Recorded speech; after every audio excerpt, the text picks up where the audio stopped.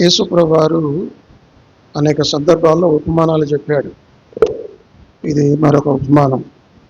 ఇక్కడ ఉపమానం ఏమిటంటే, పరలోక రాజ్యము తన కుమారునికి పెండ్లి విందు చేసిన ఒక రాజును పోలి ఉన్నది.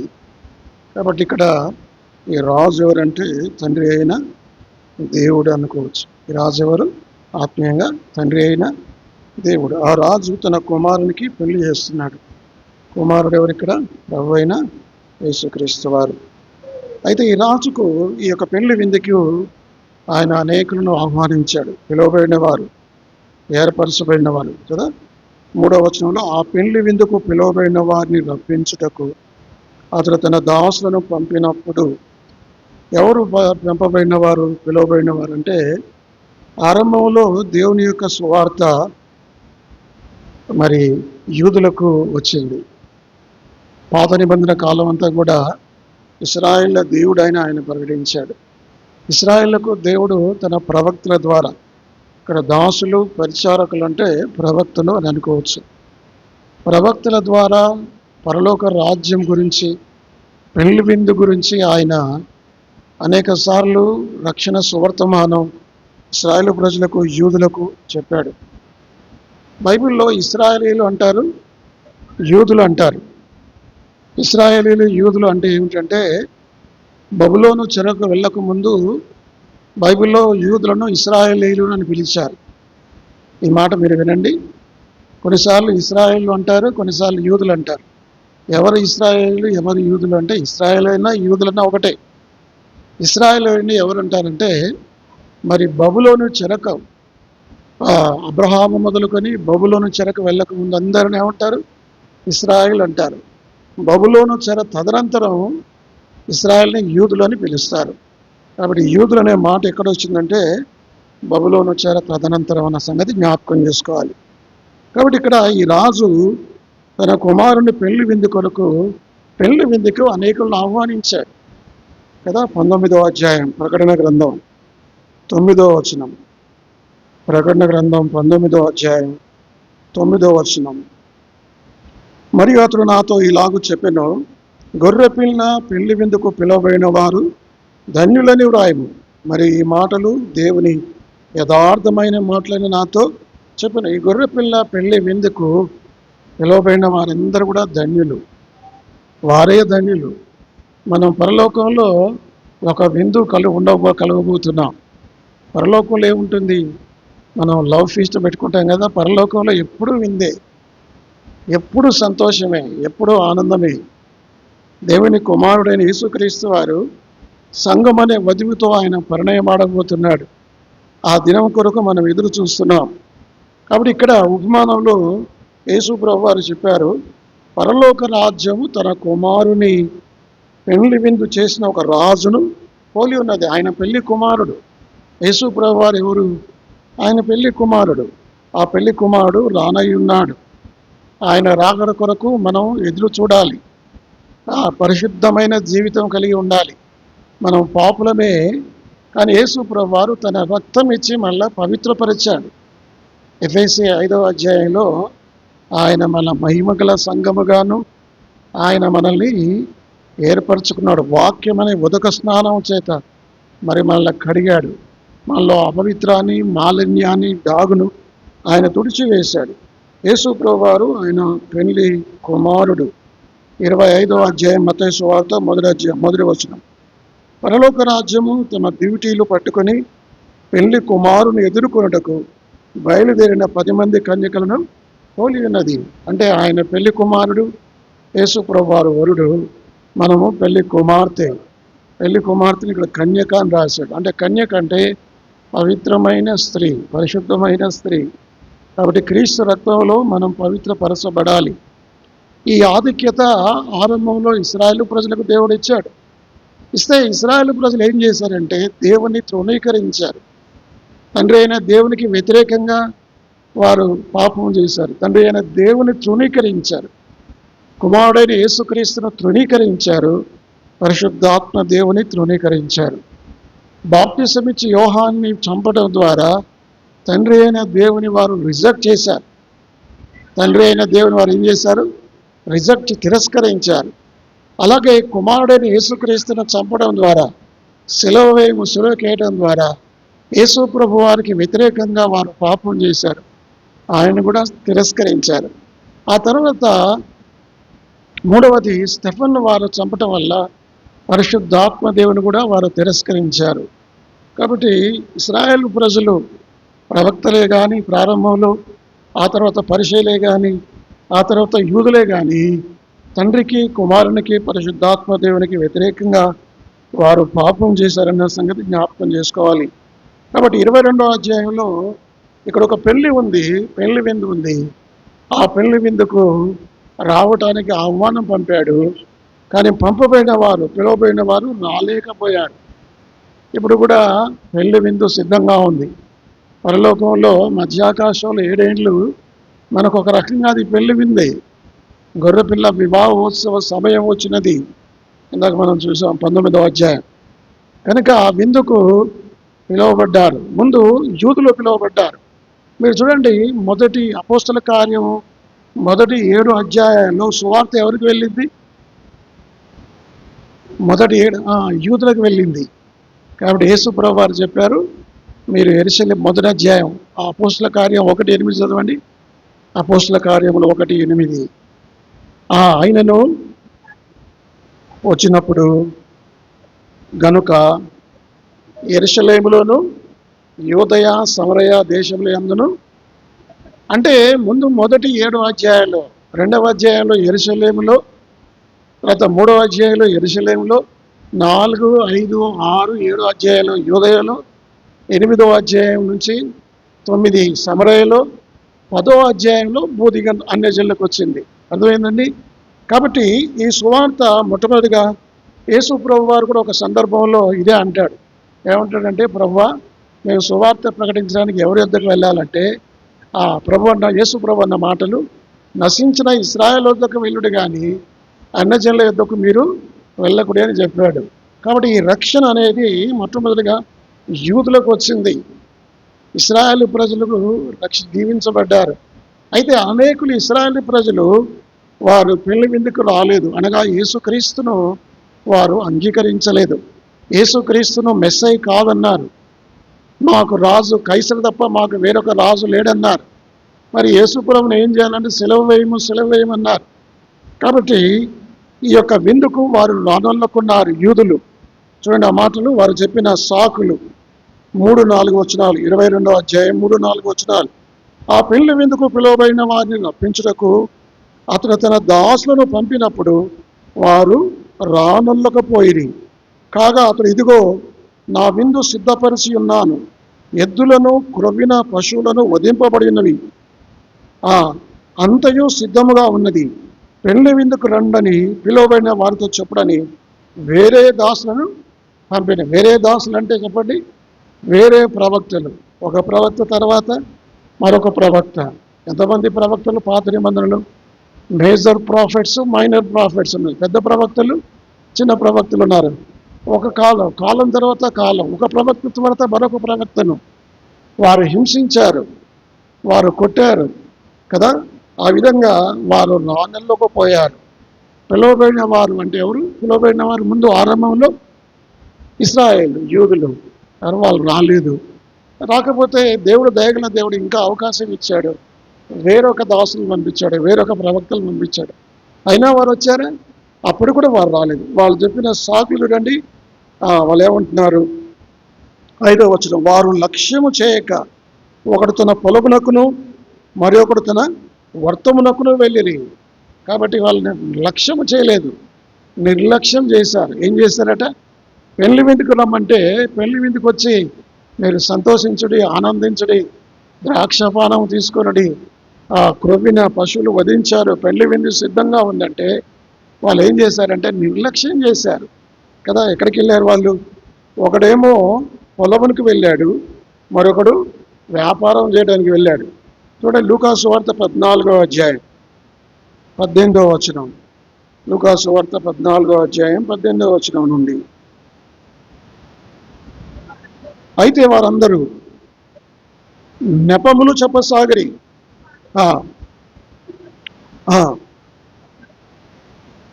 ఇప్పుడు వీడు పొలం కొన్నాక చూస్తాడట. పొలాన్ని ఎప్పుడు చూడాలి? కొనకముందే అవశ్యంగా చూడాలి, కానీ వీడు కొన్నాక చూస్తాడు. అంటే ఇది పుట్టి సాకు. ఇక రెండవది 19వ వచనం, మరి ఒకడు నేను 5 జతల ఎడ్లను కొని ఉన్నాను, వాటిని, అంటే ఎంత ఫూల్సో వీళ్ళు, ఎడ్లను కొన్న తర్వాత ఆయన పరీక్షిస్తున్నాడు. అంటే వాడు చెప్పేది అబద్ధం అని అర్థమవుతుంది. ఇలా నెపాలు చెప్పారు, నిర్లక్ష్యం చేశారు. కాబట్టి పరలోక రాజ్యం ఉంది, మారు మనసు పొందని యేసు ప్రభు వారు సువార్త ప్రకటిస్తే ఎంతమంది యూదులు ప్రకటించారు? ఎంతమంది యూదులు మారు మనసు పొందారు? కొద్దిమంది, అనేకులు నిర్లక్ష్యం చేశారు. బైబిల్లో ఉంది, ఇంత గొప్ప రక్షణను మీరు నిర్లక్ష్యము చేసిన ఎడల ఎలాగూ తప్పించుకొందురు. ఇంత గొప్ప రక్షణ నిర్లక్ష్యం చేస్తే, కాబట్టి ఇది గొప్ప రక్షణ. ఇందాక మనం పాడపడాం, హెబ్రీ పత్రిక 2వ అధ్యాయం 3వ వచనం ఏమిటిది? గొప్ప రక్షణ. హెబ్రీ 5:10 ఇది నిత్య రక్షణ. హెబ్రీ 7:25 ఇది సంపూర్ణమైన రక్షణ. ఇలాంటి రక్షణను అనేకులు నిర్లక్ష్యం చేస్తున్నారు. ఈనాటికి కూడా అంతే. సంఘంలో చేరిన వారు కానీ, సంఘంకి రాని వారు కానీ, అన్యులైన వారు కానీ సువార్త ప్రకటించబడుతుంది. పెళ్లి విందు అంటే పరలోక రాజ్యం, నిత్య జీవం, యేసు ప్రభుతో యుగయుగాలు సదాకాలం ఉండే ఆనందం, ఆ సంతోషం, ఆ మహిమగల స్థలంలోకి మీరు వెళ్తారు. మారు మనసు పొందని ప్రకటిస్తే అనేకులు మందిరానికి రాకుండా నెపాలు, ఆదివారం కూడా మందిరానికి వెళ్ళే దౌర్భాగ్యత మన మందిరాల్లో ఉంది. ఇది చాలా విచారం. నేనైతే ఎక్కడ చూడలేదు ఇంత విచిత్రంగా. రేబోతులో ఆదివారం విడిచిపెట్టి మెదక్కు వెళ్ళటం, ఆదివారాలు విడిచిపెట్టి పెళ్ళిళ్ళకి వెళ్ళడం అనేది, నేను చాలా సంఘాలు తిరిగాను, కానీ ఎందుకో ఇంత దురవస్థ, ఇంత దిగజారిన స్థితి మన సంఘంలో ఉంది. ఇది చాలా విచారం. ఇది మీరు మార్చుకోవాలి. ఆదివారం ప్రభు దినం. ఎంతసేపు ఉంటాం మనం? 1 గంట వరకే ఉంటాం కదా. ఆ 1 గంట తర్వాత మీరు పోవచ్చు కదా. కాబట్టి ఇది తీవ్రమైన ఆక్షేపణ. మీరు దాని సీరియస్నెస్ మీరు గుర్తిస్తే మీకు మంచిది, మీకు లాభం, మీకు క్షేమం. ఇంకా అట్లాగే మీరు ఇట్లాగే మేము తప్పించుకొని ఆదివారం కూడా విడిచిపెట్టి వెళ్తామంటే అది మీ ఇష్టం. దేవుడి తీర్పుకు మీరు గురి కావాల్సి వస్తుంది. కాబట్టి జాగ్రత్తగా ఉండాలి. ఇక్కడ కూడా దేవుడు వారిని పిలిచాడు, రాజు పిలిచాడు. పిలిచినప్పుడు వాళ్ళు ఏం చేస్తున్నారు చెప్పండి? నెపములు చెప్పసాగిరి, రకరకాల సాకులు, రకరకాల కారణాలు చెప్తారు. మందిరానికి రారు, గృహకుడికులకు రారు, బైబిల్ స్టడీకి రారు, సంఘ ప్రార్థనకి రారు. ఇలాంటి వారు పరలోకానికి ఎలా వెళ్తారో నాకు తెలియదు. మళ్ళీ ఆదివారం మాత్రం ఏం చక్కగా చేతులు ఎత్తుతారు బల్ల తీసుకోవటానికి. అర్థమైందండి? ఇది చాలా తప్పుడు విషయం. ఇది విశ్వాసులకు తగినది కాదు. కొంతమంది అయితే బాధ్యత గల సహోదరులు, బల్ల మంచేవాళ్ళు కూడా కుడికలకు రావట్లేదు. పాటలు పాడేవారు, బల్ల మంచేవారు, మందిరంలో పనిచేసేవారు కూడా కుడికలు రావట్లేదు. కొంతమంది అయితే విచారం ఆదివారం కూడా రావట్లేదు. మళ్ళీ పరిచర్య మాత్రం కావాలి. ఎంత విచారం ఇది చెప్పండి. కాబట్టి ఇది తగదు. ఇక్కడ వాళ్ళు ఏం చెప్పారు? కొంతమంది ఏం చేశారట? 5వ వచనం 22:5, వారు లక్ష్యము చేయక ఒకడు తన పొలమునకును మరొకడు వర్తమునకును వెళ్ళిరి, తక్కిన వారు అతని దాసులను పట్టుకొని అవమానపరిచి చంపిరి. కొంతమంది ప్రవక్తలు ఏం చేశారు? వాళ్ళు చెప్పారు, బాప్టిజం ఇచ్చి యోహాను కొట్టి చంపారు. మీకు తెలుసు. పాత నిబంధనలో మరి జకర్యా మొదలు బకరియా కుమారుడైన జకర్యా, ఏబేలు రక్తం మొదలుకొని బకరియా కుమారుడైన జకర్యా రక్తం వరకు మీరు ఆ రక్తాన్ని వధించారు. చూడండి, యేసు ప్రభు తీవ్రంగా చెప్తున్నాడు. ఆ రక్తం ఊరికే పోదు, ప్రవక్తల రక్తం మీ మీదికి రాబోతుందని యేసు ప్రభు చెప్పాడు. కాబట్టి వీళ్ళేం చేశారంటే ప్రవక్తలను కొట్టి చంపారు. ఎంత విచిత్రం ఇది, ఎంత విచారం ఇది. కొంతమంది ఏమో రాకుండా ఉన్నారు. రాకుండా ఉంటే ఉండొచ్చు, కానీ కొట్టడం ఏమిటి, తిట్టడం ఏమిటి? మీకు తెలుసా, ఉత్తరప్రదేశ్లో చాలామంది సేవకులను కొడుతున్నారు. కొంతమంది సంఘాల్లో కూడా సేవకులను కొడుతున్నారు. ఇది మరీ విచిత్రంగా ఉంది. ఒక ఆయన చాలా ఏళ్ల క్రితం నేను విన్నాను, ఇప్పుడు నువ్వు సంఘంలోంచి వెళ్ళిపోతావా, సామాన్ తీసి బయట ఏమంటావు అన్నాడు. ఏ ఊర్లో అది? అక్కడెక్కడో. ఇప్పుడు వెళ్ళిపోతావా, సామాన్ తీసి బయటపడేమంటావు అన్నారు. కాబట్టి చాలా విచారం. కొంతమందిని సేవకులను కూడా సంఘస్థులు బాధపడుతున్నారు. అనేక సంఘాల్లో ఇది ఉంది. కానీ అలాంటి తప్పుడు పనులు మనం చేయవద్దు. అంటే ఆ రోజుల్లో ప్రవక్తలు, ఈ రోజుల్లో దేవుని వాక్యం చెప్పేది ఎవరు చెప్తారు? సేవకులు, సువార్థికులు, ఉపదేశకులు, వీళ్ళే కదా. కాబట్టి ఉపదేశం వచ్చినప్పుడు మనం వాళ్ళని త్రోసివేయకూడదు. అది వీళ్ళు అప్పుడు దేవుడు ఏం చేశాడు? మూడవది, వాళ్ళ మీదకి తీర్పు వచ్చిందట. చూడండి 7వ వచనం. అప్పుడు రాజు కోపపడి, చదవండి, రాజు కోపపడి తన దండ్లను పంపి ఆ నరహంతకులను సంహరించి వారి పట్టణము తగులబెట్టించెను. చూసారా ఎంత విచిత్రం ఇది? సరిగ్గా ఈ మాట క్రీస్తు శకం 70వ సంవత్సరంలో జరిగింది. యేసుక్రీస్తు ప్రభువారు కలవరి శిలువలో సెలవు వేస్తున్నప్పుడు యేసు ప్రభువారు ప్రార్థన చేశాడు, తండ్రి వీరేమి చేయుచున్నారో వీరు ఎరగరు గనుక వీరిని క్షమించు అన్నాడు. ఆ ప్రార్థనతో వారి మీదకి వచ్చే తీర్పు 40 సంవత్సరాలు పోస్ట్ పోన్ అయింది. మీకు అర్థమైందా? క్రీస్తు శకం 30లో యేసు ప్రభువారికి ప్రార్థన చేశాడు. ఒకవేళ యేసు ప్రభువారే ఆ ప్రార్థన చేయకపోతే, క్షమాపణ ప్రార్థన చేయకపోతే, తండ్రి అయిన దేవుడు ఆనాడు వారందరూ కూడా చంపేవాడేమో. ఈయన రక్తము మా మీదకిని, చెప్పండి, మా మీదకిని మా పిల్లల మీదకి రానిమ్మని వారు చెప్పారు.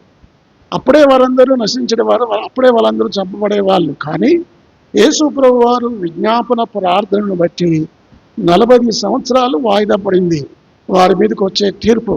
క్రీస్తు శకం 70లో టైటస్ అనే రోమన్ సైన్యాధిపతి యెరూషలేము మీద దాడి చేసి యెరూషలేము పట్టణం అంతా కాల్చబడింది. దాని గుమ్మాలు రక్తసిక్తములయ్యాయి. కొన్ని లక్షల మంది ప్రజలు చంపబడ్డారు, యూదులు. అనేక లక్షల మంది చెరపట్టుకుని వెళ్ళారు. కారణం ఎందుకంటే ప్రవక్తలను కొట్టి చంపినందుకు దేవుని యొక్క తీర్పు వచ్చింది. గలతీలకు రాసిన పత్రిక 6వ అధ్యాయం 7వ వచనం. గలతీలకు రాసిన పత్రిక 6వ అధ్యాయం 7వ వచనం. మోసపోకుడి, వెక్కిరింపబడడు మనుషుడు ఏమి విత్తునో ఆ పంటనే కొయ్యడు. చూసారా? మోసపోవద్దు. మనం ఏమైతే విత్తుతామో, ఏవైతే ఆలోచిస్తున్నామో, ఏవైతే ఇతరులకు చేయాలనుకుంటున్నామో అదే మనం పొందుతాం. దేవుని యొక్క తీర్పు. రోమీలకు రాసిన పత్రిక 2వ అధ్యాయం 5వ వచనం. రోమా 2:5. నీ కాఠిన్యమును మార్పు పొందని నీ హృదయమును అనుసరించి ఉగ్రత దినమందు, అనగా దేవుని న్యాయమైన తీర్పు బయలుపరచబడ దినమందు నీకు నీవే ఉగ్రతను సమకూర్చుకొనుచున్నావు. ప్రవక్తలను హింసించినందున ఆ సేవకులను, భారతదేశంలో క్రైస్తవుల మీద దాడులు, అందరూ ఒక దినాన తీర్పుకు లోనవుతారు. కాబట్టి మూడవది ఇక్కడ ఏంటంటే వారి మీదకి తీర్పు. మొట్టమొదటిగా ఇన్విటేషన్, రాజు పెళ్లి విందుకు పిలిచాడు. రెండవది వాళ్ళు ఏం చేశారు? పట్టింపు లేని వారు. మనం కూడా పట్టింపు లేని వారం ఉన్నామా? వాక్యం చదువుతున్నామా? రోజు ప్రార్థన చేస్తున్నామా? పట్టింపు లేని వారుగా ఉన్నామా? బిజీగా. వాళ్ళు ఏం చేశారు? ఇక్కడ బిజీగా ఉన్నాడు. ఒకడేమో వర్తకానికి పోయాడు, ఒకడు ఇద్దరి గురించింది. ఒకడేమో పొలములకు వెళ్ళాడు, వ్యవసాయం చేయడానికి వెళ్ళాడు. మరొకడు వ్యాపారం. పొద్దున్నే వెళ్తారు వ్యవసాయం చేసే వాళ్ళు. ఎప్పుడు వెళ్తారు? పొద్దున్నే, ఎర్లీ మార్నింగ్ వెళ్తారు. ఎర్లీ మార్నింగ్ వెళ్ళినా సరే ముందు మనం ప్రార్థన చేసుకోవాలి, వాక్యం చదువుకోవాలి. పనులకు వెళ్ళినా, వంట చేసినా, ఏం చేసినా ముందుకు వస్తే ఏం చేయాలి? ప్రార్థన చేయాలి, వాక్యం చదువుకోవాలి. కాకపోతే నీకు ఆలస్యం అవుతుంది, బస్సు వెళ్ళిపోద్ది, స్కూల్ టైం అవుతుంటే ఏం చేయాలి? ఒక 15-20 నిమిషాలు ముందు లేవాలి. 6 గంటలు లేసేవాడు 5 గంటలు లేచి తప్పలేదు. ఒక హాఫ్ అన్ అవర్ వాక్యాన్ని ధ్యానించి ప్రార్థన చేసి నీ పనులు మొదలు పెడితే ఆ దినం నీ క్షేమం కదా. మార్త ఏం చేసింది? యేసు ప్రభు వారి పాదాల చెంత కూర్చుందా? ఆయన బోధ విన్నదా? విస్తారమైన పని పెట్టుకుంది. కానీ ఆమెకేమొచ్చింది? ఏమి రాలేదు. Busy but not blessed. ఆమె చాలా బిజీగా ఉంది, కానీ ఆమెకి దీవెన రాలే, ఆశీర్వాదం రాలే. కాబట్టి ప్రతి దినము దేవుని వాక్యాన్ని చదవాలి. నేపాల్లో చెప్పవద్దు, నాకు టైం లేదని చెప్పవద్దు, నేను చాలా బిజీ అని చెప్పవద్దు. అర్థమైందండి? దావీదు కంటే బిజీ ఎవడు లేడు ఇక్కడ. దావీదు రాజు, కానీ దావీదు ఆయన చెప్పిన మాటలు, నీ మందిరంలో ఒక దినం గడుపుట 1000 దినముల కంటే శ్రేష్టం. దేవుని మందిరంలో దేవుని వాక్యము, దేవునికి ప్రార్థన చేయటం. దావీదుకు రోజుకి ఎన్నిసార్లు ప్రార్థన చేసేవాడు? ప్రార్థన ఎన్నిసార్లు చేసేవాడు? 3 ఎన్నిసార్లు స్తుతించేవాడు? 7 సార్లు. మరి అంత బిజీ రాజుకు అంత షెడ్యూల్ ఉంటుంది ఆయనకి ఇంత ఒక టైం ఎక్కడిది? మనమేమో టైం ఉండదని చెప్పుకుంటాం. కాబట్టి నెపాలు చెప్పడమే, కారణాలు చెప్పడమే, మందిరానికి రాకపోవటం కారణమే, నెపమే. ఇక మూడవది ఏంటంటే దేవుడు వారిని తీర్పులో తీసుకొని వచ్చాడు. ఇక తర్వాత ఏం జరిగిందో చూడండి. తర్వాత 8వ వచనం, అప్పుడు 22:8, అప్పుడు అతడు పెళ్లి విద్దు సిద్ధముగా ఉన్నది కానీ పిలువబడిన వారు పాత్రులు కారు. అర్థమైందా? ఇప్పుడు పిలువబడిన వారు పాత్రులు, అదే పౌలు అంటాడు, చూడు ఇశ్రాయేలు కొరకు యూదుల కొరకై ఉంది, మీరు ఈ యొక్క సువార్త ఇవ్వట్లేదు కాబట్టి నేను అన్యజనుల వద్దకు వెళ్తున్నానని చెప్తాడు. యూదులైన వారు సువార్త వినని కారణంగా మీకు మీ ప్రాణానికి మీరే ఉత్తరవాదులు, నేను అన్యజనులకు సువార్త ప్రకటించిన. పిలువబడిన వారు యూదులు, మరి దేవునికి ఇష్టమైన జనం, ఇశ్రాయేలు నా సొంత జనము, నా జ్యేష్ఠపుత్రుడు అని చెప్పాడు దేవుడు. అలాంటి పిలువబడిన వారు విందుకు రాలేదు, యేసుక్రీస్తుని నిరాకరించారు, పరలోక రాజ్యాన్ని త్రోసివేశారు. ఏ సౌకర్యాలే వారు చూసుకున్నారు, భూ సంబంధమైన వాటిని చూసుకున్నారు. అప్పుడు ఆ పరలోకపు తండ్రి లేకపోతే ఆ రాజు ఏం చెప్పాడంటే తన దాసులను పంపించాడు. 8వ వచనం, అప్పుడు అతడు పెండ్లి విందు సిద్ధముగా ఉన్నది కానీ పిలువబడిన వారు పాత్రులుగా కారు గనక రాజమార్గములకు పోయి మీకు కనబడిన వారిని అందరినీ పెళ్లి విందుకు పిలువడిన తన దాసులతో ఆ రాజమార్గంలో అంటే హైవేస్ అంటే ఇప్పుడు ఎవ్వరు లేరు, వాళ్ళు వీళ్ళు పిలువబడిన వారు అదేం లేదు. ఎవరైనా సరే, ఏ కులమైనా, ఏ మతమైనా, ఏ జాతి అయినా. 1 తిమోతి 2వ అధ్యాయం 4వ వచనం, 1 తిమోతి 2వ అధ్యాయం 4వ వచనం, ఆయన మనుషులందరూ రక్షణ పొంది సత్యమును గూర్చిన ఉండవల్లని. చూసారా, మనుషులందరూ రక్షించబడాలి కదా, అందరూ అంతటా మారు మనసు పొందాలి. ఇది దేవుని యొక్క చిత్తం. సర్వలోకానికి వెళ్ళి సర్వ సృష్టికి సువార్త ప్రకటించాలి. ఇప్పుడు అందరికీ వచ్చింది అవకాశం, ముందు యూదులకు వచ్చింది, యూదులు తిరస్కరించారు కారణంగా దేవుడు అన్యజనులు కూడా పిలుస్తున్నాడు. మునుపు దూరస్థులం, ఎన్నిక లేని వారం, వాగ్దాన నిబంధన లేని వారం, పరజనులో పరదేశులు మనం, అన్నిలో యూదులతో సహపౌరులం కాదు, మనకేం వాగ్దానాలు అయినా సరే వారు తిరస్కరించిన కారణంగా దేవుడు ఆ అవకాశాన్ని మనకిచ్చాడు. అన్యజనులు లేని వారందరూ మీరు పిలవండి, వారు కుంటోళ్ళైనా గుడ్డోళ్ళైనా ఏ కులమైనా ఏ మతమైనా ఎలాంటి వారినైనా సరే మీరు పిలవండి అని చెప్పి వెళ్ళింది. దేవుడు లోకమును ఎంతో ప్రేమించను కాగా ఆయన తన అద్వితీయ కుమారునిగా పుట్టిన వానియందు విశ్వాసముంచు ప్రతి వాడు నశింపక నిత్య జీవం పొందినట్లు ఆయన లోకమును ప్రేమించాడు, అందరినీ పిలిచాడు, అందరినీ ప్రేమించాడు. యేసుక్రీస్తు, బైబిల్ చెప్తుంది యేసుక్రీస్తు కొందరికి ప్రభు, అందరికీ ప్రభు, అన్ని దేశాల వారికి, అన్ని జాతుల వారికి, అన్ని కులాల వారికి, అన్ని మతాల వారికి. ఈ లోకానికి సూర్యుడు ఒక్కడే, అలాగే ప్రభువు ఒక్కడే, ఆయన యేసుక్రీస్తు. దేవునికి నరులకును మధ్యవర్తి ఒక్కడే, ఆయన క్రీస్తు యేసను నరుడు యేసుక్రీస్తు వారు నీ కొరకు నా కొరకు రక్తం కార్చాడు, ప్రాణం పెట్టాడు. కాబట్టి యేసుక్రీస్తునందు విశ్వాసం ఉంచడం ద్వారా ఎవరైనా సరే రక్షింపబడవచ్చు. ఈ రక్షణ అవకాశం అందరికీ ఉంది, అందరూ మారు మనసు, అందరినీ పిలుస్తున్నాడు. సర్వ సృష్టికి సువార్త ఉంది కదా, అదే మాటలు.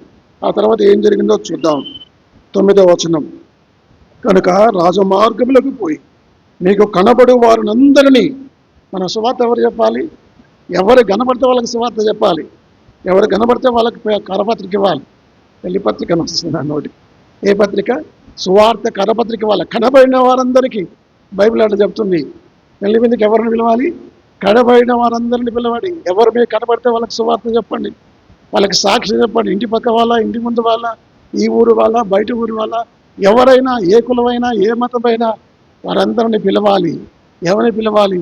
యేసు నిన్ను ప్రేమిస్తున్నాడు.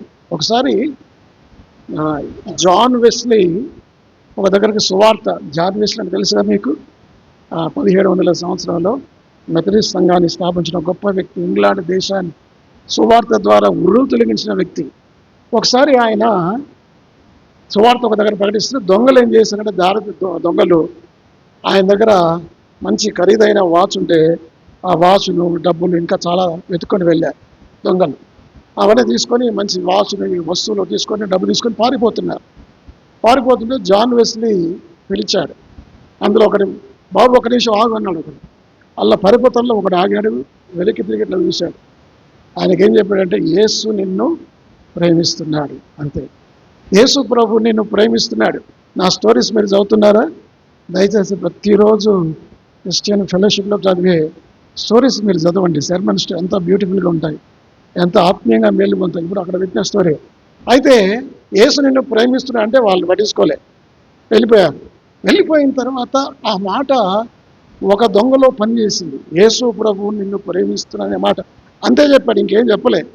ఆయన కోసం ప్రాణం పెట్టాడు, రక్తం కార్చాడు, అది చేశాడు, మూడవ రోజు తిరిగి, ఇవన్నీ ఏం చెప్పలేదు. యేసు నిన్ను, ఆ ఒక్క మాట ఆ దొంగ గుండెల్లో గుచ్చుకుంది కదా. ఆ శిలువ మీద దొంగ మారడానికి కారణం ఏంటి చెప్పండి? ఏంటి కారణం? ఒక్క మాట. ఏ మాట అది? తండ్రి మీరేమి చేయుచున్నారో మీరెరుగగా మీరు క్షమించారు. ఆ మాట ఒక దొంగ మనసు మార్చింది. ఒకవేళ యేసు ప్రభువు వారు ఆ మాట చెప్పకపోతే ఆ దొంగ కూడా నరకానికి వెళ్ళేవాడు. ఇద్దరు దొంగల్లో ఒక దొంగ నరకానికి వెళ్ళాడు, ఒక దొంగ ప్రదేశ్కి వెళ్ళాడు. కారణం ఏమిటి? ఒకే ఒక్క మాట, తండ్రి మీరేమి చేయుచున్నారో మీరు ఎరుగగా చెప్పి క్షమించు. ఇంత కష్టంలో, ఇంత శ్రమలో మేమేమో ఈ బాధ తట్టుకోలేక దూషిస్తున్నాం, శపిస్తున్నాం. ఈయనేంటి, ఈయన క్షమించమంటున్నాడు, పదే పదే చెప్తున్నాడు. ఈయన దేవుడు కుమారుడు కాకపోతే మరెవరు అని చెప్పి తన మనసు మార్చుకున్నాడు. జాన్ వెస్లీ చెప్పిన ఆ మాట విని తర్వాత ఆయన ఒక సువార్త, ఒక సభలో సువార్త సభ ముగిసిన తర్వాత అతను వచ్చాడు. వచ్చి అయ్యా నన్ను క్షమించు, ఆ రోజున ఒక రోజున మీ దగ్గరకు దొంగలలో నేను ఒక దొంగను, మీ వాచ్ని కొట్టేసింది నేనే, మీరు నాకు చెప్పారు, ఏమన్నారు? యేసు ప్రభువు నిన్ను ప్రేమిస్తున్నాడు. ఆ మాట నన్ను నిలవనీయలేదు. పదే పదే పదే యేసు నన్ను ప్రేమిస్తున్నాడా, ఆ మాట నా జీవితాన్ని మార్చింది. నన్ను అయ్యో నన్ను ప్రేమించేవారు ఒకరు ఉన్నారా అని చెప్పి నా హృదయం, నేను పశ్చాత్తాపడ్డాను, మారు మనసు పొందాను, యేసుక్రీస్తును రక్షకుడుగా అంగీకరించాను అని చెప్పాడు. చెప్తే అది ఆ సందర్భం ఏమిటంటే 115వ కీర్తనలో ఉంది. ఇది నేడే అక్కడ ఒక మంచి మాట ఉంటుంది చూడండి, 116. ఆ మాట మీద ఆ రోజున అది రాశాను నేను. 116 లేకపోతే 115, 118, 24 వచ్చింది. ఇది యెహోవా ఏర్పాటు చేసిన దినం, దీని యందు. కాబట్టి ఇప్పుడు ఆ మాట, అది కూడా దేవుడు ఏర్పాటు చేసిన దినమే. ఏ దినము? దొంగలు నా వాచ్ కొట్టేసిన దినం. అది ఆ రోజు కూడా మంచి రోజే, ఆ రోజు కూడా శుభదినమే. మరి ఈ దినమే కాదు, క్షేమోగ్రటమే కాదు. కాబట్టి మరి ఇప్పుడు మనం చూసాం. సరే, కాబట్టి అందరూ అంతటా మారు మనసు పొందాలి.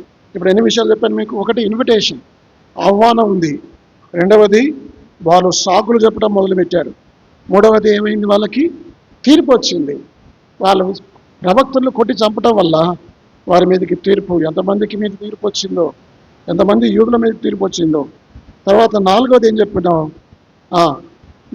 చెప్పాం? అందరినీ పిలవని మీరు వెళ్ళి. ఎవరిని పిలవాలి ఇప్పుడు? పిలవబడిన వారు నెపాలు చెప్పి రాలేదు, నిర్లక్ష్యం చేశారు. కాబట్టి ఇప్పుడు ఏం చేయాలి? మీరు రాజమార్గంగా వెళ్ళండి, అందరి కనబడిన వారందరికీ సువార్త చెప్పండి, అందరూ పెళ్లి వెంటికి రమ్మని చెప్తున్నాడు. అయితే వాళ్ళు మరి వచ్చారా? వచ్చారు. చూడండి ఆ మాటలు. 10వ వచనం చదువుతాను. ఆ దాసులు రాజమార్గములకు పోయి చెడ్డవారినేమి మంచివారినేమి తమకు కనబడిన వారిని అందరినీ పోగు చేసిరు కనుక విందుకు వచ్చిన వారితో ఆ పెండ్లుశాల నిండెను. ఫుల్ ప్యాక్ అయిపోయింది. అలా ఎంతమంది భిక్షగాళ్ళు అడుక్కునే వారు ఉన్నారు, ఎంతమంది గుడ్డివాళ్ళు, ఎంతమంది చెడ్డవాళ్ళు, ఎంతమంది స్నానం చేయని వాళ్ళు, అందరూ నిండిపోయింది ఆ పెళ్లి విందుశాలకు. అప్పుడు ఏం జరిగిందంటే, రాజు ఒకసారి ఆ పెళ్లి విందుకు చూద్దామని లోపలికి వచ్చాడు. అదే కదా మనం చదివేది. చూడండి 11వ వచనం. రాజు కూర్చున్న వారిని చూడ లోపలికి వచ్చి అక్కడ పెళ్లి వస్త్రము ధరించుకొని ఒకరిని చూచి, స్నేహితుడా, పెళ్లి వస్త్రము లేక ఇక్కడికి ఎలాగ వచ్చిందని అడగగా వాడు మౌని ఉండెను. కాడు వీడు మౌని ఉన్నాడు, పెళ్లి వస్త్రము లేదు. పెళ్లి వస్త్రం అంటే ఆ రోజుల్లో ఏం చేసేవాళ్ళంటే, ఒక సపరేట్ పెళ్లికి వెళ్ళిన అందరికీ వాళ్ళ వస్త్రాలు వాళ్ళు మార్చుకొని, ఇప్పుడు సెక్యూరిటీ జాబులు ఏం చేస్తారు, వెళ్ళి వాళ్ళ బట్టలు వెళ్ళి డ్యూటీకి వెళ్ళిన తర్వాత సెక్యూరిటీ బట్టలు వేసుకుంటారు. ఇప్పుడు పెళ్ళికి వడ్డించే వాళ్ళకు ఒక డ్రెస్ ఉంటుంది. అలాగే పెళ్ళికి ఆ రోజుల్లో పెళ్ళికి వెళ్ళాలంటే అక్కడ బయట ఉన్న పెళ్లి వస్త్రాన్ని ధరించుకోవాలి. ధరించుకుంటేనే లోపలికి వెళ్తారు. స్కూల్ డ్రెస్ లేకుంటే స్కూల్ టీచర్, ప్రిన్సిపల్ రాణిస్తాడా? Not allowed. ఇక్కడ కూడా ఏం జరిగిందంటే పెళ్లి వస్త్రం లేకుండా వెళ్ళాడు.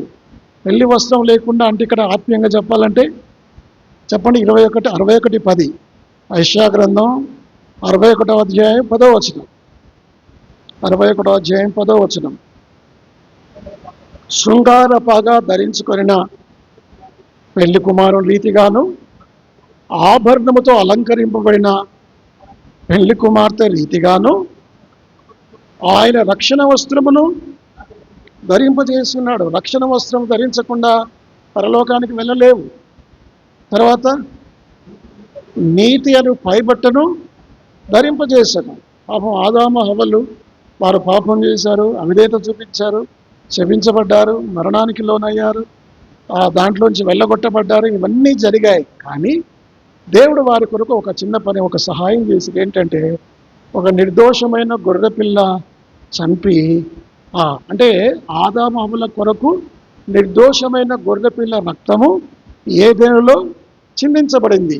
ఈ రక్తము మన ప్రభువైన యేసుక్రీస్తు రక్తానికి సాదృశ్యం.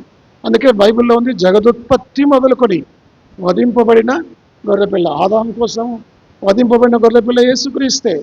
ఇస్సాకు స్థానంలో వధింపబడిన గొర్రెపిల్ల యేసుక్రీస్తే. ఇశ్రాయేలు పస్కాపడ సేవలో కుటుంబం కొరకు వధింపబడిన గొర్రెపిల్ల యేసుక్రీస్తే. ఇశ్రాయేళ్ల కొరకు వధింపబడిన గొర్రెపిల్ల 53వ అధ్యాయం మొదకతేపడు గొర్రెపిల్ల అనే మాట ఉంది, యేసుక్రీస్తే. లోకమంతని కొరకు లోక పాపమును మోసుకున్న దేవుని గొర్రెపిల్ల యేసుక్రీస్తే.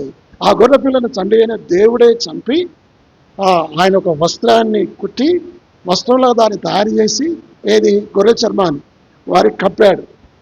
వారు కప్పడం అప్పుడు వాళ్ళు తొడిగించుకున్నారు. అది బైబిల్లో ఆ మాటలు ఉన్నాయి.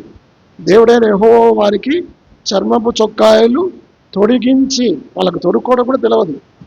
తొడుక్కోవడం తెలుసా వాళ్ళకు? ఏమీ తెలియదు.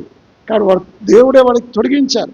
ఒకవేళ తొడిగించే సమయంలో తండ్రి నీ చర్మపు చొక్కాయలు నాకు అక్కర్లేదు అంటే, అంతకుముందు వాళ్ళకి ఏ వస్త్రాలు ఉన్నాయి? అంజురపాకులు. అవి టెంపరీ, గాలి వచ్చినా వాన వచ్చినా ఎండ కొట్టినా అవి ఎండిపోతాయి. వారి దిగంబరత్వం కనబడుతుంది, సిగ్గు అవమానం. అందుకని చెప్పి దేవుడు వారి మీద దయతలిచి వారికి పర్మనెంట్ క్లోత్స్ ఏమిటంటే చర్మపు చొక్కాయలు ధరించాడు. ఈ చర్మపు చొక్కాయలే ఆత్మీయంగా చెప్పాలంటే రక్షణ వస్త్రము, నీతి అనే పైబట్ట. ఆ చర్మపు చొక్కాయలు ధరించుకోవడం వల్ల వారు రక్షించబడ్డారు. ఈ రోజున ఆదాము హవ్వలు పరలోకానికి వెళ్ళారా లేదా అంటే వెళ్ళారు. వెళ్ళడానికి రుజువు ఏమిటంటే చర్మపు చొక్కాయలు ధరించుకున్నారు, అంటే రక్షణము. అంతకుముందు వాళ్ళకేముండే? అంజురపాకులు ధరించుకున్నారు. మన నీతి క్రియలన్నీ మురికి గుడ్డల వంటివి. మన జీవితం కూడా అలాంటిదే, మురికి గుడ్డల బ్రతుకు, అవమానకరం, సిగ్గు, దిగంబరత్వం. కానీ దేవుడు దయతలిచి కలవరి శిలువలో రక్తం కాచడం ద్వారా ఆ రక్షణ వస్త్రము, నీతి అనే పైబట్టను ఆయన మనకు ధరింపజేశాడు. కాబట్టి ఆ పెళ్లి వస్త్రం లేకుండా మనం పరలోకానికి వెళ్ళలేము. పరలోకంలో చూస్తేనట ఒక ఆయన అడిగాడు, అయ్యా చూడండి ఆ మాట 7వ అధ్యాయం 14వ వచనం, ప్రకటన 7, 13, 14 వచనాలు. పెద్దలలో ఒకడు తెల్లని వస్త్రములు ధరించుకొని ఉన్న వీరెవరు, ఎక్కడి నుండి వచ్చినా నన్ను అడిగాను. అందుకు నేను, అయ్యా నీకే తెలియననగా అతడు ఇలాగూ నాతో చెప్పాను, మీరు మహాశ్రమ నుండి వచ్చిన వారు గొర్రెపిల్ల రక్తములో తమ వస్త్రములను ఉదుక్కొని వాటిని తెలుపు చేసుకున్నారు. మలిన వస్త్రాలు, మురికి వస్త్రాలు మనవి. అలాంటి వస్త్రాలు తెల్లజేయబడ్డాయి, అంటే పరిశుద్ధపరచబడ్డాం. మనం పాపులమే, పరిశుద్ధమైన వస్త్రం కదా. యేసు క్రీస్తునే మనం ధరించుకోవాలి. ఇంకొక మాట మీకు చూపిస్తా, చూడండి. అక్కడే ఉందన్నమాట. ఎక్కడంటే గలతీ 3వ అధ్యాయం 27వ వచనం. గలతీ 3వ అధ్యాయం 27వ వచనం. క్రీస్తులోనికి బాప్తిసం పొందిన మీరందరూ క్రీస్తును ధరించుకొని ఉన్నారు. ఏం ధరించుకున్నాం మనం? క్రీస్తునే ధరించుకున్నాం. కాబట్టి క్రీస్తును ధరించుకోవటం, తర్వాత రక్షణ వస్త్రము, నీతి వస్త్రము, మహిమ వస్త్రము, ఉల్లాస వస్త్రం. బైబిల్లో చాలా వస్త్రాలు ఉన్నాయి కదా. అలాంటి వస్త్రాలు, ప్రశస్తమైన వస్త్రము త్వరగా తెచ్చి తండ్రి అంటాడు తనకు పట్టుపోయిన కుమారుడి గురించి. కాబట్టి ఇతను ఏం చేశాడంటే పెళ్లి వస్త్రం లేకుండా వచ్చాడు. తెల్లని వస్త్రం లేకుండా నువ్వు పరలోకానికి వెళ్ళలేవు. అనగా పరిశుద్ధత లేకుండా, బైబిల్ ఒక పరిశుద్ధత లేకుండా ఎవడును ప్రభువును చూడడు. హృదయ శుద్ధి గల వారు ధన్యులు, వారు దేవుని చూచెదరు. తెలుపు అనగది పరిశుద్ధత గుర్తు. యేసు ప్రభు వారు పరిశుద్ధుడు, ఆయన పరిశుద్ధత మనకిచ్చాడు. పరిశుద్ధమైన వస్త్రాలు మనం ధరించుకోవాలి, తెల్లని వస్త్రాలు ధరించుకోవాలి. పెళ్లి విందుకు వెళ్ళేటప్పుడు పెళ్లి వస్త్రం లేకుండా వెళ్తే అక్కడ ఏమైందంటే, ఈ రాజు చూశాడు పెళ్లి వస్త్రం లేదు వానికి. ఈయన బాగా చూశాడు, అందరూ చక్కగా ఒకే వస్త్రాలు అందరికీ. స్కూళ్ళల్లో ఈ స్కూల్ డ్రెస్సులు ఎందుకు ప్రవేశపెట్టారు మీకు తెలుసా? ఎందుకు ప్రవేశపెట్టారంటే, ధనవంతులేమో విలాసవంతమైన డ్రెస్సులు వేసుకునే వచ్చేవాళ్ళు, పేదవాళ్ళేమో మామూలు వస్త్రాలు వేసుకునే వచ్చేవాళ్ళు. అయితే ప్రభుత్వం ఏం చేసిందంటే, ఇప్పుడు ధనిక బీద వివక్ష చూపించడం మొదలుపెట్టారు. బట్టలు లేని వాళ్ళను బట్టలు చూపించి, బట్టలు ఉన్న వాళ్ళు ఏం చేస్తారు, ఎగతాళి చేసేవాళ్ళు, పిల్లలు, స్టూడెంట్స్. అందుకని చెప్పి ప్రభుత్వం ఇట్లా కాదు, ఈ వివక్ష తొలగిపోవాలంటే అందరికీ ఒకే రకమైన డ్రెస్ ఉండాలి. పోలీసు వాళ్ళకైనా, మిలిటరీ వాళ్ళకైనా, స్కూల్ పిల్లలకైనా, కొంత కళాశాల ఒకే డ్రెస్ ఉంటుంది. అట్లా వచ్చింది అది. కాబట్టి ఈ పెళ్లి విందులో ఈయన రాజు చూడగానే అందరికీ పెళ్లి వస్త్రాలు ఉన్నాయి, ఒకటి మాత్రం వస్త్రము లేదు. బయట వాళ్ళు చెప్పొచ్చు, ఏమని చెప్పారు, అయ్యా లోపలికి వెళ్ళకూడదు, రాజు వస్తాడు, రాజు వస్తే మాత్రం నీకు పెళ్లి వస్త్రం లేకపోతే ఆయన నువ్వు బయటికి వెళ్ళగొడతాడు, చాలా తీవ్రంగా ఉంటుంది పనిష్మెంట్ అని చెప్పుండొచ్చు. వాళ్ళు చెప్పకుండా ఏమి ఉండరు కదా. రేపు యేసుక్రీస్తు దగ్గరికి వెళ్ళి, ప్రభు నాకు నరకం అంటే తెలియదు, పరలోకం అంటే తెలియదు, యేసుక్రీస్తు అంటే తెలియదు అని ఎవరైనా చెప్తే నవ్వులాట ఉంటుంది ఇది ప్రభు కదా. ఎందుకంటే అందరూ సువార్త ప్రకటిస్తున్నారు, సువార్త వినకుండా ఎవడూ లేడు. ఏ కులమైనా, ఏ మతమైనా 3500 భాషల్లో బైబిల్ ముద్రించబడింది. ప్రపంచంలో 1445లో ఏం పేరు ఆయన పేరు,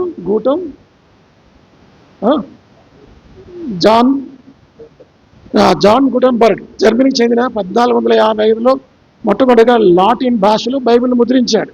ఆనాటి నుంచి ఈనాటి వరకు 3500 భాషలో బైబిల్ ముద్రిస్తూనే ఉన్నారు.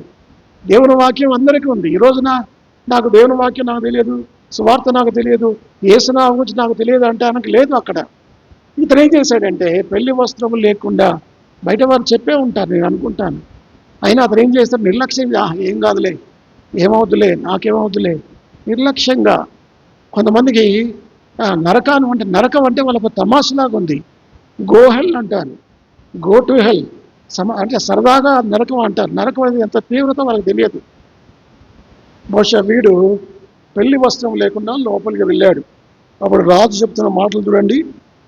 అంతటా రాజు 13, వీడిని కాళ్ళు చేతులు కట్టి, అంతకన్నా ముందు స్నేహితుడా, చక్కని పిలుపు, స్నేహితుడా 12, పెళ్లి వస్త్రం లేక ఇక్కడికి ఎలాగో వచ్చుతుందని అడగగా వాడు మౌని అయి ఉండేను. అంతటా రాజు వీడిని కాళ్ళు చేతులు కట్టి వెలుపడి చీకటిలోనికి త్రోసివేయడి, అక్కడ ఏడుపును పళ్ళు కొరుకుటై ఉండని పరిచారకులతో చెప్పను. నరకంలో ఏముంటుంది, ఏడుపు, పళ్ళు కొరుకుట, చీకటి, వేదన, ఒంటరితనం, భయంకరమైన వేదన. అది దాదాపు 10,000 డిగ్రీ సెల్సియస్తో గంధకం, సల్ఫర్, H2SO4, గంధకం, సల్ఫర్ అదంతా కూడా మీద పడతా ఉంటుంది.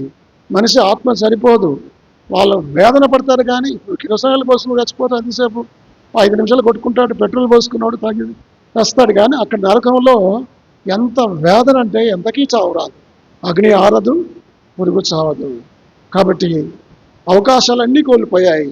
వాడు పెళ్లి వస్త్రం లేకుండా, రక్షణ వస్త్రం లేకుండా, నీతిమంతుడిగా తీర్చబడకుండా, లేకపోతే యేసుక్రీస్తును ధరించకుండా ఏ వ్యక్తి పరలోకానికి వెళ్ళాడు, వాడు నరకానికే వెళ్తాడు. నరకంలో భయంకరమైన అగ్ని, భయంకరమైన వేడి, అగ్ని ఆరదు, పురుగు చావదు. ఎంత తీవ్రమైన సంగతి, ఎంత భయంకరం. మీరు అనుకుంటున్నారు నరకం అంటే చాలా తేలిగ్గా తీసుకుంటారు కొంతమంది. నరకం అనేది తీవ్రమైంది. ఒక్కసారి కనుక పాతాళంలో కూడా పడ్డాడా, యుగ యుగాలు, లక్షల కోట్ల సంవత్సరాలు, కాలము లేని, సమయం లేని ఆ భయంకరమైన నిత్య నరకాగిలో వేదన పడాలి. ఈయన తీసుకుని ఏం చేశారంటే, కాళ్ళు చేతులు కట్టి ఏం చేశారు, అక్కడ వెలుపడి చీకటిలోనికి త్రోసివేయడి, వెలుపల చీకటి. యేసు ప్రభువు ఇదే చెప్పాడు, మత్తయి సువార్త 10వ అధ్యాయం. నరకం గురించి ఆయన చెప్పిన మాటలు మీకు గుర్తున్నాయా?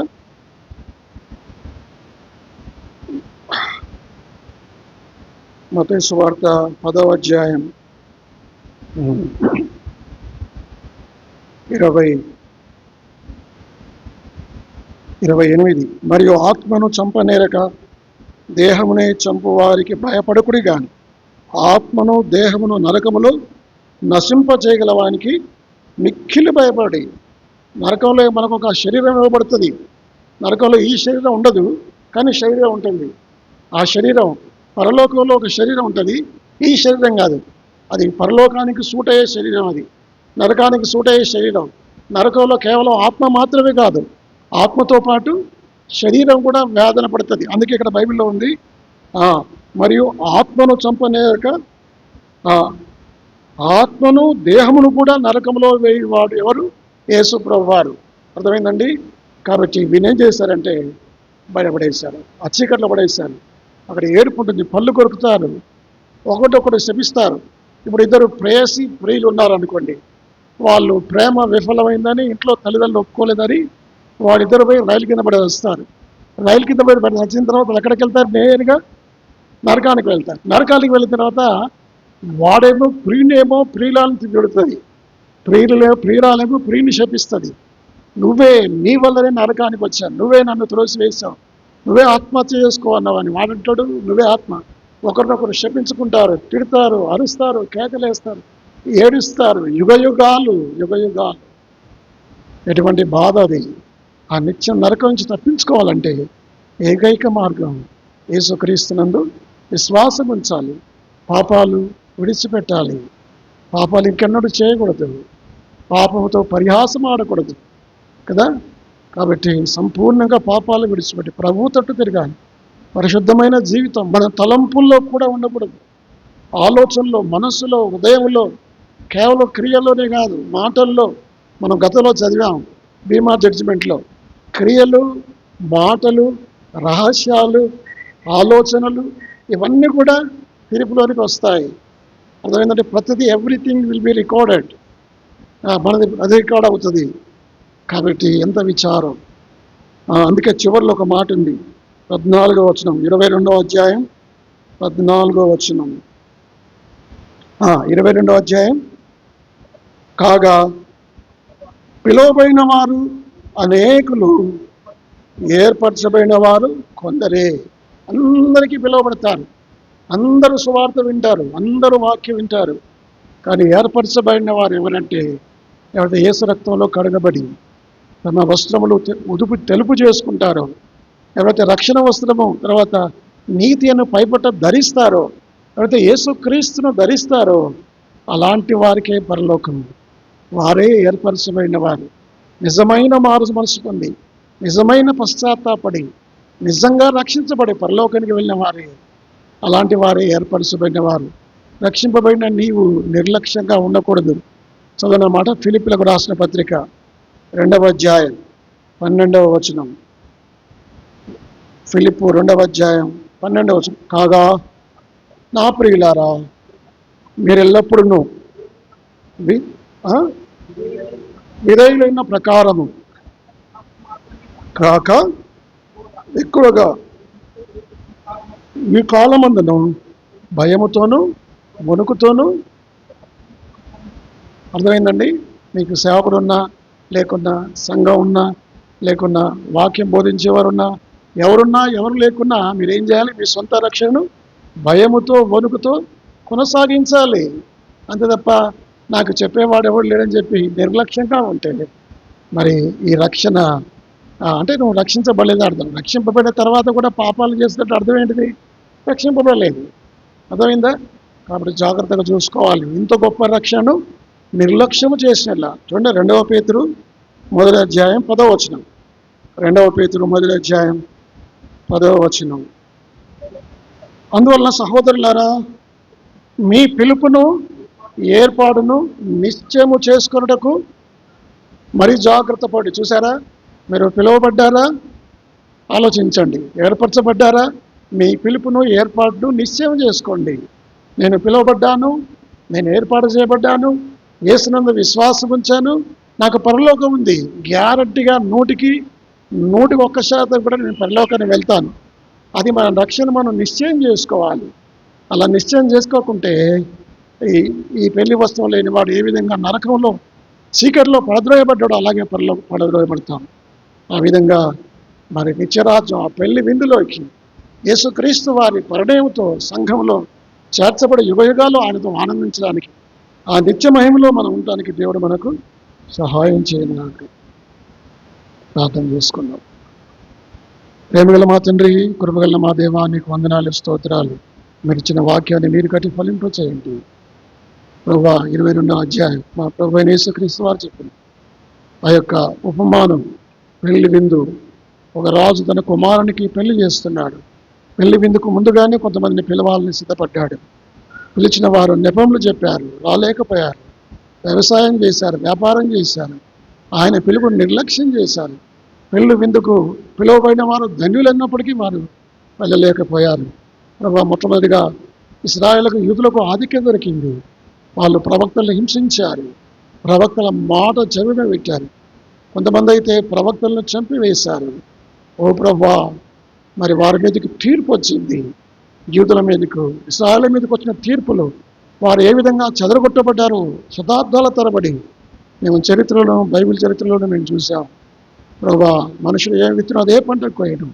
అయితే ఆ యొక్క పెళ్లి విందు సిద్ధంగా ఉంది కనుక ఆ రాజు తన సేవకులను చూసి రాజమార్గ హైవేస్కి వెళ్ళండి, కడబడిన వారందరినీ పిలవండి అని చెప్పాడు. అనేకులు వచ్చారు, అనేకులు పిలువబడ్డారు. కానీ అందులో ఒకడు పెళ్లి వస్త్రం లేకుండా వెళ్ళాడు. రక్షణ వస్త్రం లేకుండా, మా వస్త్రాలు తెలుపు చేసుకోకుండా యేసు రక్తంలో మేము పరలోకానికి వెళ్ళలేము. నీతి అనే పైబట్ట లేకుండా వెళ్ళలేము. ప్రభువా, నీకు వందనాలు. యేసుక్రీస్తు వారు కాచిన రక్తం ద్వారా మీరు వాళ్ళు పరిశుద్ధపరిచారు, మా వస్త్రములు తెలుపు చేశారు. అందును బట్టి మీకు వందనాలు. ప్రభువా, ఈ పరిశుద్ధతను మేము విడిచిపెట్టకూడదు, ఈ నీతిని మేము విడిచిపెట్టకూడదు. మా ప్రభు యేసుక్రీస్తును ధరించుకోవడం మేము మానకూడదు. ఎల్లవేళలా మా తండ్రి యేసుక్రీస్తును ధరించుకున్న వారంగా గలతీ 3:27 ప్రకారం మా తండ్రి అటువారే పరలోకానికి వెళ్తారు. ఒకవేళ పెళ్లి వస్త్రం లేనివాడు చీకటిలో వేయబడ్డాడు. మా తండ్రి అక్కడ ఏడుపును పళ్ళు కొరుకును. మా తండ్రి రక్షించబడకున్న వ్యక్తి, సువార్త వినే వ్యక్తి, పాపంలో జీవించే వ్యక్తి, రాజీ పడే వ్యక్తి యుగయుగాలు నరకంలో వేయబడతాడు. ఓ ప్రభా, నరకం ఎంతో భయంకరం. అవకాశం ఉంది. మేము నిర్లక్ష్యంగా జీవించకుండా ఇంత గొప్ప రక్షణ నిర్లక్ష్యం చేసిన మీరు ఎలాగో జీవించున్నారు. ప్రభువానికి వందనాలు. మీరు భయముతోనూ వణుకుతోనూ మీ సొంత రక్షణను కొనసాగించుకుని మీ పిలుపును, ఏర్పాటును నిశ్చయం చేసుకోనని హెచ్చరికనిస్తున్నాం. ప్రభా, మీ వాక్యాన్ని విన్నాం. ఎవరికి వారంగా మమ్మల్ని పరీక్షించుకొని నిజంగా పెళ్లి వస్త్రం మేము ధరించుకున్నామా లేదా పెళ్లి వస్త్రం, రక్షణ వస్త్రం ధరించుకున్నామని అనుకుంటున్నాము. జాగ్రత్త పడి ఎవరికి వారే వారి యొక్క పిలుపును, ఏర్పాటును నిశ్చయం చేసుకోవాల్సి ఉంది. అటు నిశ్చయంతో మరి రక్షణ నిశ్చయత కలిగి మేము పరలోకంలో ప్రవేశించుగాక. పరలోక తండ్రి, మీకు వందనాలు. చేరవలసిన వారందరినీ ఈ వాక్యం ద్వారా మీరు సంధించండి, వారితో మాట్లాడండి, ప్రతి ఒక్కరి అవసరాలు తీర్చండి. మా ప్రభు సమయంలో ప్రణతి, అవినాష్ వారి కుమారులు ప్రభా, ముఖ్యంగా రిషిత్ దేవాంశ్ మానసిక ఆరోగ్యం కుదుటపరచండి, స్వస్థపరచండి. కుమారుని మాటలు రావడానికి ప్రభా, అలనాడు మూగవానికి మాటలు వచ్చినట్టు చేసావు. తండ్రి, ఈ కుమారుని కూడా మీరు ముట్టండి. నీ శక్తి, నీ ప్రభావం మారదు ప్రభా. నీ పునరుత్థాన శక్తి అందుబాటులో ఉంది. అయితే ఆ కుమారుని మీరు ముట్టి స్వస్థపరచండి. సంపూర్ణమైన మానసిక ఆరోగ్యం అనుగ్రహించండి, మాటలు అనుగ్రహించండి. వారి కుటుంబాన్ని, రత్నకుమారి గారిని బట్టి వందనాలు. ఆమె కూడా మంచి ఆరోగ్యం, ఆమె కూతురు కూడా మంచి ఆరోగ్యం అనుగ్రహించండి. అల్లకు తండ్రి, అదేవిధంగా మా సహోదరుడు అవినాష్, ప్రణతి వారి దంపతులు వారి ఇల్లు కట్టుకుంటున్నారు. త్వరలో అది పూర్తవడానికి సహాయం చేయండి. మా తండ్రి, కొన్ని నెలల్లో నూతన గృహప్రవేశం జరిగే కృప అనుగ్రహించండి. అల్లకు తండ్రి, మీకు వందనాలు. వారి అన్నయ్య ప్రవీణ్ కుమార్ ప్రమాదం వల్ల ఐసీయూలో ఉన్నాడు. ఆయన కూడా స్వస్థ అనుగ్రహించండి. మా తండ్రి, మంచి ఆరోగ్యం అనుగ్రహించండి. డిశ్చార్జ్ అవ్వడానికి సహాయం చేయండి. ఇంతవరకు మీరు మా పక్షంగా చేసిన మేళ్ళ కొరకై వందనాలు, స్తోత్రాలు. ముందున్న సమయాన్ని కూడా దీవెనకరంగా చేయండి.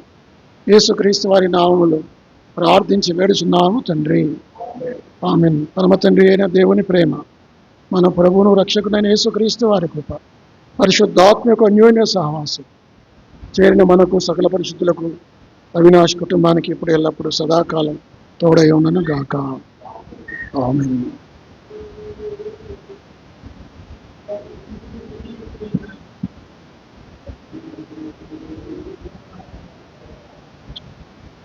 ప్రభుయే